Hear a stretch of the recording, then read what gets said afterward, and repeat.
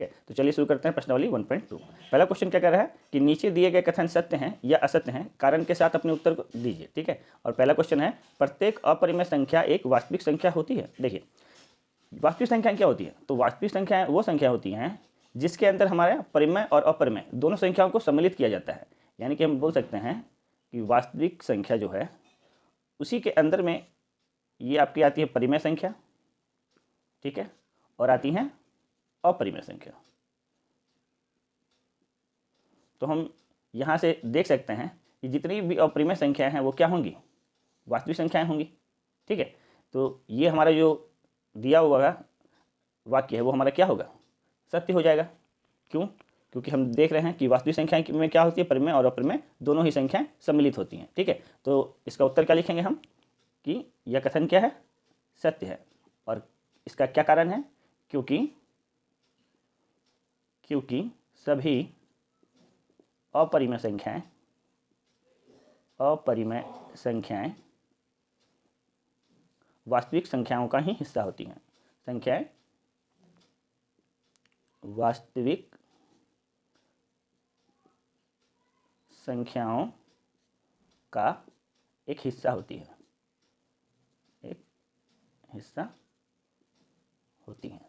ठीक है। चलिए अब क्वेश्चन नंबर 2 देखते हैं। देखिए क्वेश्चन नंबर 2 क्या बोल रहा है, कह रहा है संख्या रेखा का प्रत्येक बिंदु √m के रूप का होता है जहां m एक प्राकृतिक संख्या है।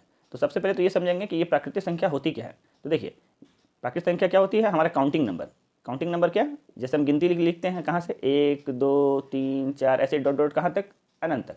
तो हमें कह रहा है क्या हम संख्या रेखा पे सभी बिंदु में √m के रूप में लिख सकते हैं। तो देखिए जब हम संख्या रेखा बनाते हैं तो हम देखते हैं कि संख्या रेखा का जो मध्य बिंदु क्या होता है, 0 होता है, और दाएं साइड में क्या होता है, सभी हमारी धनात्मक संख्याएं होती है। धनात्मक यानी 1 2 3 4 ये सभी क्या होती है, हमारी धनात्मक होती हैं। ठीक है, और हमारे जो लेफ्ट साइड में होती है वो सभी संख्याएं कैसी होती हैं, ऋणात्मक होती हैं।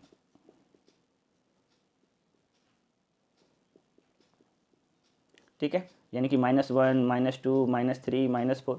तो यहाँ क्वेश्चन में क्या बोल रहा है कि जहाँ पे m क्या होनी चाहिए, प्राकृतिक संख्या, लेकिन प्राकृतिक संख्या में हम क्या लेते हैं, सभी धनात्मक मानों को लेते हैं। यानी ये सब जितनी भी हमारी प्राकृतिक संख्या है वो कैसी संख्याएं हैं, धनात्मक, यानी कि प्लस में होनी चाहिए। और यहाँ में हम संख्या रेखा पर क्या देखते हैं कि हमारा ये प्लस का भी मान होता है और माइनस का भी मान होता है, जो कि हाँ आपका प्राकृतिक संख्या नहीं है। ठीक है, तो ये हमारा जो कथन है वो क्या हो जाएगा, ये कथन हमारा असत्य हो जाएगा। ठीक है, क्यों हो जाएगा, तो उसका कारण हम लिखते हैं क्योंकि प्राकृतिक संख्याओं में हम ऋणात्मक मानों को शामिल नहीं करते हैं। ठीक है, तो लिखेंगे इसका उत्तर में हमारा उत्तर हो जाएगा असत्य। और इसका कारण क्या होगा कि प्राकृतिक संख्याओं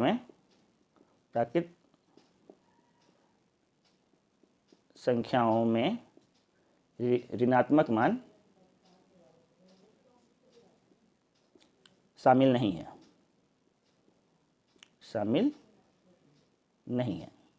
ठीक है, आई होप आपको ये आंसर समझ में आ गया होगा। चलिए अगला क्वेश्चन को बनाते हैं।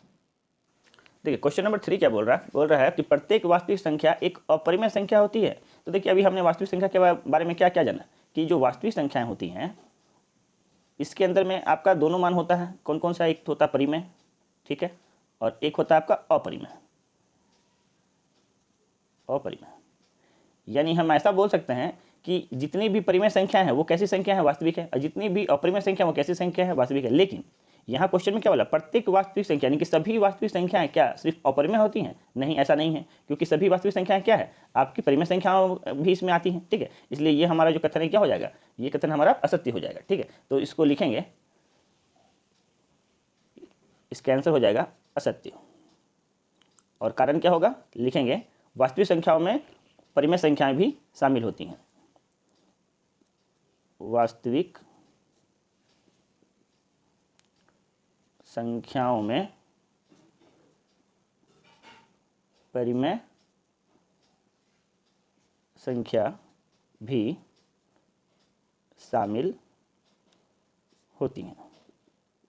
ठीक है, इसलिए ये कथन क्या हो जाएगा, हमारा असत्य हो जाएगा। चलिए अगला सवाल बनाते हैं। देखिए क्वेश्चन नंबर 2 क्या बोल रहा है, क्वेश्चन नंबर 2 बोल रहा है क्या सभी धनात्मक पूर्णांकों के वर्गमूल अपरिमेय होते हैं, यदि नहीं तो एक ऐसी संख्या के वर्गमूल का उदाहरण दीजिए जो एक परिमेय संख्या है। तो सबसे पहले तो इसे समझिए कि आपका जो परिमेय संख्या है उसके लिए क्या होना चाहिए। उसके लिए सबसे पहले आपको ये भिन्न के रूप में होना चाहिए, यानी p/q के रूप में होना चाहिए, जहाँ में आपका जो हर है वो 0 के बराबर नहीं होना चाहिए, यानी q नॉट इक्वल 0, और p और q क्या होना चाहिए, एक पूर्णांक होना चाहिए। ये 3 शर्त अगर आपको पूरा होता है तो वो संख्याएं क्या कहलाती हैं, हमारी परिमेय संख्या कहलाती हैं। ठीक है, तो यहाँ हमें क्वेश्चन में बोल रहा है क्या सभी धनात्मक पूर्णांक के वर्गमूल अपरिमेय होते हैं। तो देखिए जब हम धनात्मक पूर्णांक का बात करते हैं तो हमारा धनात्मक पूर्णांक कहाँ से शुरू होता है, हमारा 1 2 3 4 5 ऐसे डॉट डॉट करके कहाँ तक, अनंत तक। ठीक है, तो हम देखते हैं कि हमारा जो √2 है, √2 हमारा कैसा संख्या है, अपरिमेय है। ठीक है, जब 3 का बात करते हैं तो ये भी हमारा क्या होगा, अपरिमेय होगा। ठीक है, लेकिन जब हम √4 पे आते हैं तो इस √4 को हम क्या लिख सकते हैं, √2 × 2। ठीक है, और रूट के अंदर में जब दो संख्या होती है तो एक बाहर आ जाती है, यानी कि 2 बाहर निकल जाएगा। ठीक है, तो इस 2 के नीचे अगर कोई संख्या नहीं है तो हम क्या मानते हैं कि इसके नीचे 1 है। ठीक है, तो हम देख रहे हैं इसको हम p/q के रूप में लिख सकते हैं, यानी ये हमारा p/q के रूप में हो गया। और इसका दूसरा शर्त क्या है कि q 0 के बराबर ना हो। तो देखिए नीचे वाला क्या 0 है, नहीं है, यानी ये हमारा परिमेय संख्या है। ठीक है, और p और q क्या है, एक पूर्णांक भी है, इसलिए ये जो हमारा दिया वो कथन क्या हो जाएगा, असत्य हो जाएगा। ठीक है, तो लिखेंगे यह कथन कैसा है, असत्य है। और एक एग्जाम्पल देना है तो उदाहरण के लिए लिखेंगे, उदाहरण कि √4 एक परिमेय संख्या है।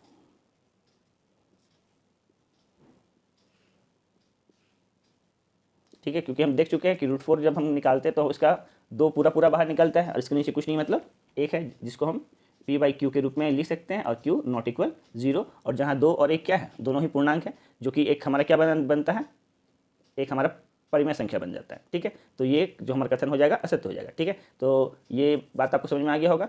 ठीक है, देखिए प्रश्नावली 1.2 का क्वेश्चन नंबर 3 क्या कह रहा है, 3 कह रहा है दिखाइए कि संख्या रेखा पर √5 को किस प्रकार निरूपित किया जा सकता है। क्योंकि हम जानते हैं कि √4 का वैल्यू कितना होता है, 2 होता है, और √9 का वैल्यू कितना होता है, 3 होता है, यानी ये जो √5 है इस दोनों के बीच में ही आ रहा है आपका √5। ठीक है, यानी कि संख्या रेखा पे हमारा जो मान आएगा √5 का, ये 2 और 3 के बीच का मान आएगा। ठीक है, हमें इसे क्या करना, संख्या रेखा पे दिखाना है। तो इसे बनाने से पहले हमें क्या आना चाहिए, पाइथागोरस प्रमेय। ठीक है, पाइथागोरस प्रमेय, ये पाइथागोरस प्रमेय क्या कहता है, जब हम किसी समकोण त्रिभुज को बनाते हैं ना तो उसमें जो होता है लंब का स्क्वायर और आधार का स्क्वायर का योग जो होता है वो कर्ण के वर्ग के बराबर होता है। ठीक है, तो अगर हम कोई समकोण त्रिभुज बनाएं, ठीक है, तो हमें क्या करना है, √5 को दिखाना है। तो अगर एक वैल्यू हम, यानी आधार को अगर हम √2 ले लें, √2 यानी कि 2 ले लें, ठीक है, तो इसका अगर हम स्क्वायर करेंगे तो ये आधार का स्क्वायर क्या हो जाएगा, आधार का हो जाएगा ये 2 का स्क्वायर। ठीक है, और लंब को अगर हम 1 ले लें, क्योंकि हमें तो 5 लाना है, तो 2 का ही स्क्वायर क्या हो जाएगा, 4 हो जाएगा, और 1 का स्क्वायर करेंगे तो क्या मिलेगा, हमें 5 मिलेगा। तो इसलिए लंब को क्या लेंगे, 1 लेंगे। तो ऐसा करने से हमें क्या मिलेगा, 1 का स्क्वायर क्या होगा 1, और 2 का स्क्वायर क्या होगा 4। ठीक है, तो ये हमें क्या होना चाहिए, कर्ण के बराबर होना चाहिए।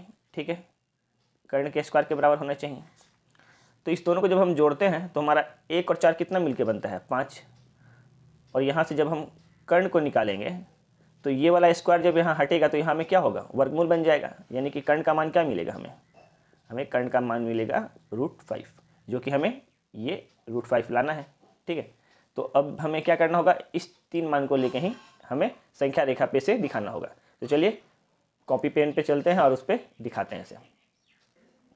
देखिए सबसे पहले तो हमें क्या करना है, एक संख्या रेखा ले लेनी है। ठीक है, तो एक संख्या रेखा ले लेते हैं, क्योंकि इसका मान क्या आ रहा है, इसका मान आ रहा प्लस में, तो माइनस की तरफ हम थोड़ा ही मान लेंगे। ठीक है, तो इसको बराबर हिस्सों में काटना है। ठीक है, तो इसे 1 इकाई के हिस्से पे हम काट ले रहे हैं। ठीक है, तो यहाँ से देखिए 1 2 3 4 भाग ले लिए, और इस ओर 1 2 3, इस ओर भी 4 भाग ले लिए। ठीक है,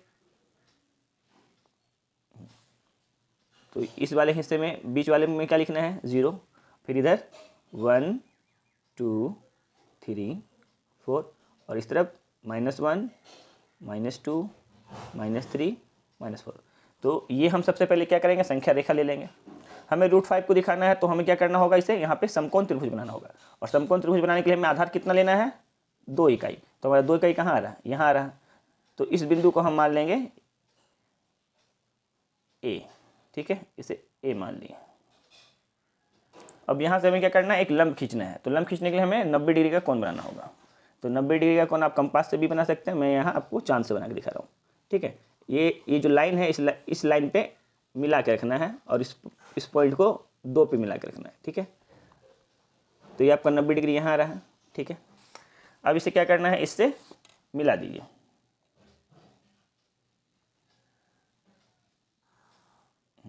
मिलाने के बाद क्या करना है, आपको कंपास की सहायता से 1 इकाई नाप लेना है, ठीक है। ये 1 इकाई है और बिना कंपास को हिलाए इसे काट लेना है। तो आपका ये जो मान आया, ये मान आपका कितना आया, 1, ठीक है। तो हमें आधार मिल गया यहाँ से यहाँ तक कितना, 2, और यहाँ से यहाँ ऊंचाई जो मिल गया कितना, 1।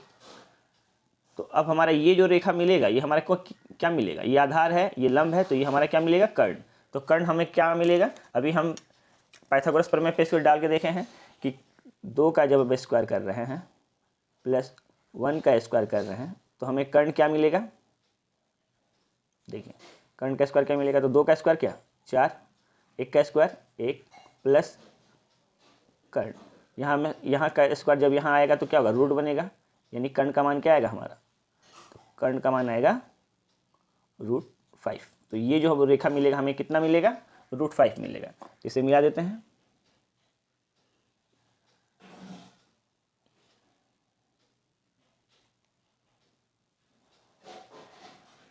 तो ये हमें कितना मिला, √5। लेकिन ये अभी क्या है, संख्या रेखा पे नहीं है, ठीक है, हमें इस रेखा पे लाना है। तो हम क्या करेंगे, इसके बराबर का एक चाप लेंगे, ठीक है, इस दोनों बिंदु के बीच का, ठीक है। तो ये हमारा जो लंबाई है कितना है, ये √5 का लंबाई है। अब इसे बिना हिलाते हुए यहाँ से इस चाप को ऐसे काटना है। हम जानते हैं कि किसी भी वृत्त में सभी त्रिज्याएं क्या होती हैं, बराबर होती हैं। तो ये हमारा क्या है कि चाप हमारा होता है वृत्त का त्रिज्या। तो इससे हम अगर इस रेखा पे कहीं भी काटेंगे तो उसका जो लंबाई होगा वो हमारा √5 ही होगा, ठीक है। तो ये जो बिंदु हमें मिला इस रेखा पे, ये हमारा जो मान है कितना का मान आएगा, ये हमारा √5 का मान आएगा। तो ये संख्या रेखा पे हमारा √5 कहाँ आ रहा है, देखिए 2 और 3 के बीच में, ठीक है। तो इस प्रकार हम √5 को संख्या रेखा पे निरूपित कर सकते हैं, ठीक है। तो ये हुआ हमारा इस क्वेश्चन का आंसर। देखिए क्वेश्चन नंबर 4 जो है, इसमें क्या कहा गया है कि कक्षा के लिए क्रियाकलाप आपको इसे अपने वर्ग में करना है, ठीक है। क्या बोल रहा है, वर्गमूल सर्पिल की रचना। कागज की एक बड़ी शीट लीजिए और नीचे दी गई विधि से वर्गमूल सर्पिल यानी कि स्क्वायर रूट स्पाइरल की रचना कीजिए। सबसे पहले एक बिंदु ओ लीजिए, देखिए एक बिंदु ओ लिया गया है और एक एकक लंबाई का रेखाखंड ओपी खींचिए। और हमें 1 यूनिट का क्या करना है, एक रेखा खींचना है ओपी, ठीक है। और एक एक लंबाई वाले ओपी पर लंब रेखाखंड P1 P2 ऐसे करके ही खींचते चले जाना। देखिए एक लंब खींच रहे हैं P1, फिर ऐसे ही P2, फिर P3 ऐसे करके हमें क्या करना है, लंब खींचना है और एक एक यूनिट हमें आगे बढ़ाते जाना है। तो ऐसा करने से हमें क्या मिलेगा, एक स्पाइरल मिलेगा, है ना, स्क्वायर रूट स्पाइरल, ठीक है। और हमें इस प्रकार से ही आगे बनाते चले जाना है, कहाँ तक, Pn तक, ठीक है। वर्गमूल सर्पिल बनाने के लिए सबसे पहले हमें एक बिंदु ले लेना है, ठीक है। सबसे पहले एक बिंदु ले लेंगे और इस बिंदु से हमें 1 यूनिट का आधार खींच लेना है, ठीक है। तो 1 यूनिट का 1 सेंटीमीटर का आधार खींच लेंगे। तो ये हमारा 1 सेंटीमीटर का आधार हुआ, इसे O बोलेंगे, इसे P बोलेंगे। अब इस P बिंदु से हमें क्या करना है, एक लंब खींचना है। लंब खींचने के लिए हम चांद की सहायता से इस पर लंब खींचेंगे, यानी 90 डिग्री का कोण बनाएंगे। 90 डिग्री का कोण बनाने के लिए ये देखिए ये 90 है हमारा, ठीक है। और हमें 1 यूनिट का लंब लेना है, तो स्केल की सहायता से 1 यूनिट का लंब ले लेंगे, ठीक है। इस बिंदु पर रखेंगे और इसको मिलाते हुए 1 यूनिट आना चाहिए, ठीक है। ये हमारा 5 पे है, ये हमारा 90 डिग्री, ठीक है। तो ये हमारा लंब हो गया। तो ये भी हमारा 1 यूनिट है, ये भी हमारा 1 यूनिट है। तो जब हम पाइथागोरस प्रमेय में हम कर्ण निकालते हैं तो कर्ण का स्क्वायर क्या होता है, यानी कि कर्ण को बोलते हैं h, यानी h का स्क्वायर होता है l का स्क्वायर प्लस b का स्क्वायर। तो h का वैल्यू निकालते हैं तो √√m एल का स्क्वायर, एल हम क्या लिए हैं 1 लिए हैं तो 1 का स्क्वायर, प्लस बेस हमारा क्या है 1 है तो 1 का स्क्वायर, तो हमें एच कितना मिलेगा रूट अंडर 1 का स्क्वायर 1 और 1 का स्क्वायर 1 1 1 2 √2 मिलेगा। तो इसे जब हम मिलाएंगे तो हमें क्या मिलेगा, हमें कर्ण मिल जाएगा जिसका मान क्या होगा √2 होगा। ठीक है, तो ये हमारा जो मान मिला ये कितना मिला √2। ठीक है, और इस बिंदु को क्या बोलेंगे हम P1। अब हमें क्या करना है, इस √2 के मान को आधार मानना है। ठीक है, और आधार मानते हुए हमें इस पर एक लंब खींचना है। तो लंब खींचने के लिए इसे आधार माने हम, तो सबसे पहले इस बिंदु से इसे मिलाते हैं और एक 90 डिग्री का कोण बनाते हैं। ठीक है, तो ये 90 डिग्री कहाँ आ रहा है यहाँ। अब हमें क्या है लंब कितना लेना है 1 यूनिट, तो स्केल की सहायता से 1 यूनिट खींच लेंगे। ठीक है, तो देखिए इस पर 6 पे मिला के रखते हैं। ठीक है, 1 यूनिट कहाँ आ रहा है यहाँ, इस दोनों को मिलाएंगे तो ये हमारा क्या मिला लंब कितना यूनिट है ये 1 यूनिट, और इस बिंदु को क्या बोलेंगे हम P2। अब इस P2 को इस O से मिला देंगे तो हमें क्या मिलेगा कर्ण मिलेगा। ये कर्ण कितना मिलेगा हमें √3। तो अब ये हमारा कर्ण कितना मिला √3। अब हमें क्या करना है, इस रेखा को आधार मानते हुए इस पर एक लंब खींचना है, कितना 1 यूनिट का। ठीक है, तो चांद की सहायता से फिर से 90 डिग्री का एक कोण बनाते हैं। देखिए ठीक है, ये हमारा 90 डिग्री यहाँ आ रहा है और 1 यूनिट हमें आगे जाना है। ठीक है, देखिए ये 7 है, 7 से 1 यूनिट ऊपर चलेगा, तो ये हमारा 1 यूनिट का लंब हो गया। ठीक है, अब इस बिंदु से इस बिंदु को मिलाएंगे तो हमें क्या मिलेगा कर्ण मिलेगा। ये कर्ण हमारा कितना मिलेगा √4, ये हमें मिला √4 यानी कि 2 भी इसको बोल सकते हैं। ठीक है, और इस बिंदु को क्या बोलेंगे हम P3।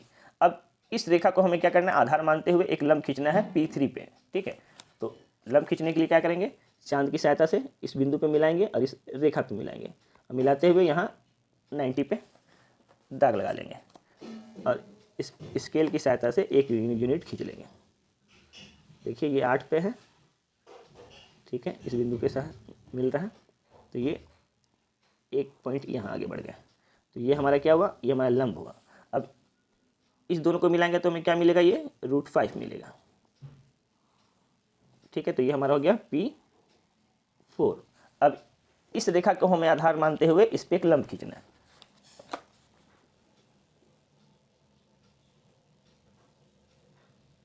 ठीक है, ये 90 डिग्री है, 1 यूनिट आगे जाना है लंब के लिए। तो देखिए ये 7 से ये 6 पे चलेगा, और ये हमारा हुआ 90 डिग्री, और ये हमारा 1 यूनिट है। अब इस बिंदु से इस पॉइंट को मिला देंगे तो हमारा ये जो कर्ण मिलेगा कितना मिलेगा, ये इससे ऊपर था आपका √5 और ये आपको मिलेगा √6। इसी प्रकार से हमें फिर इसके आगे क्या करना है, इसे आधार मानते हुए एक लंब खींचना है 1 यूनिट का। ठीक है, तो आगे इसी प्रकार से जाना है और 1 यूनिट का लंब खींचना है।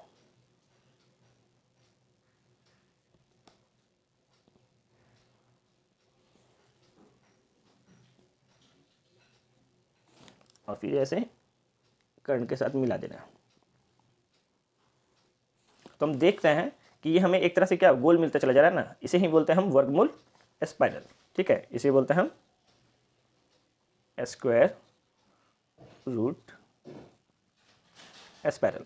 आगे आपको इसी तरह से आगे इसी नियम के आधार पे आगे चलते चले जाना है, यानी यहाँ पे आपको हमेशा इस लाइन को क्या करना है आधार मानना है और इस पॉइंट पे 90 डिग्री का कोण बनाते हुए आगे बढ़ते चले जाना है। ठीक है, तो ये हमारा हुआ क्वेश्चन नंबर 4 का आंसर। ठीक है, आपको मेरा वीडियो अच्छा लगता है तो मेरे चैनल को सब्सक्राइब करें और इस वीडियो को लाइक करें। Thank you.